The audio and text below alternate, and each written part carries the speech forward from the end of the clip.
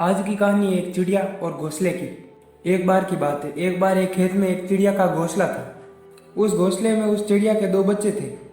चिड़िया हर रोज दाना चुगने के लिए जाती और दाना लेकर अपने बच्चों को खिलाती। एक बार उस खेत का किसान आया और कहा, अब फसल पक चुकी है, कल ही इस फसल को अपने बेटे के हाथों कटवा दूंगा। यह बातें चिड़िया के बच्चे सुन रहे थे और जब चिड़िया आई तो यह बात उस बच्चों ने उस चिड़िया को बताई। उस चिड़िया ने कहा, तुम बेफिक्र रहो, यह फसल कल नहीं कटने वाली, तुम लोग सो जाओ। और सच में दूसरे दिन वह फसल नहीं कटी थी। अब एक हफ्ता बीत चुका था। वह किसान वापस आया और कहा, अब तो फसल पूरी पक चुकी है, कल ही इसे नौकरों के हाथों कटवा दूंगा। यह बात भी चिड़िया के बच्चे सुन रहे थे और जब चिड़िया आई तो उन बच्चों ने यह बात अपनी माँ को बताई। चिड़िया ने कहा, तुम बेफिक्र रहो और सो जाओ, ये कल भी फसल नहीं काटने वाली। और दूसरे दिन भी ऐसा ही हुआ। वह फसल उस दिन भी नहीं कटी।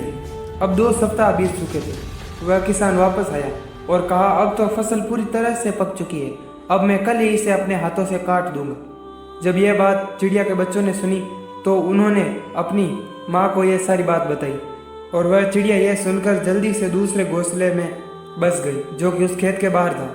और दूसरे ही दिन वह किसान उस फसल को काटने लगा। उन बच्चों ने चिड़िया से पूछा, आपको कैसे पता कि यह फसल कल काटेंगे?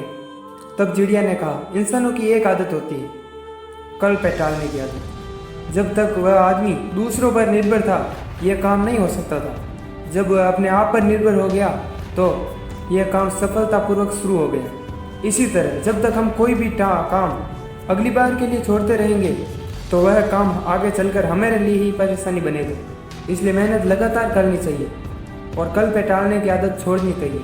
इसलिए मेहनत करते रहिए। जय हिंद, वंदे मातरम।